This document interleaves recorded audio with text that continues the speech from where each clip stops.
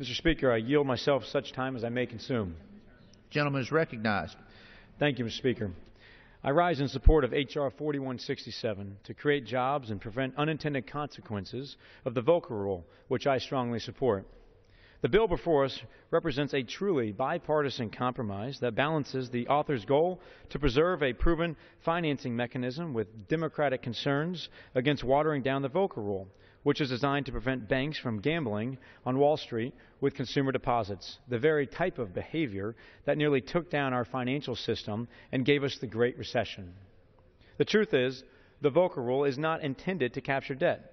Debt is an everyday tool of plain vanilla financial institutions. No, the Volcker Rule is about equity ownership. We don't want banks owning hedge funds and private equity funds, but of course, we still want banks out in the communities lending to the real economy. I want to thank the gentleman from Kentucky and the gentlelady from New York, Ms. Maloney, for working together on a compromise that makes a narrow, common-sense fix to the Volcker without undermining its core purpose, prohibiting risky proprietary trading by federally insured banks. I also want to recognize Chairman Hensarling and Ranking Member Waters for the truly bipartisan way this bill came to the floor by a vote of 53-3. I am hopeful that we will see more bipartisanship from our Committee on the Business of the American People.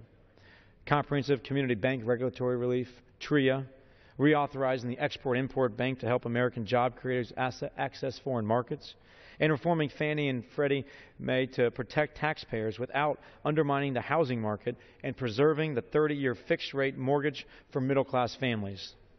The bill before us would simply clarify that the right to vote, the right to remove the CLO manager in traditional, creditor-protective circumstances, such as a material breach of contract, does not, by itself, convert a debt security into an equity security under the Volcker Rule.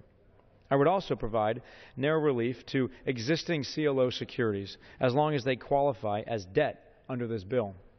For CLOs that are not debt securities under this bill, banks will get 2 additional years to divest, which will prevent a disruptive fire sale of these securities and cost as much as $8 billion. I ask unanimous consent to insert the text of a letter from the Independent Community Bankers of America into the record. Without objection, so ordered. Thank you, Mr. Speaker.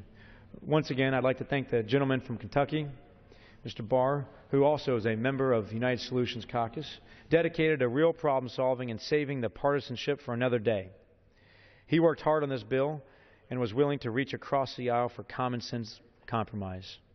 As a result of hard work, this jobs bill is on the suspension calendar and has earned a strong bipartisan vote.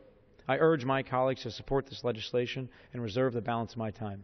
Gentleman reserves. The gentleman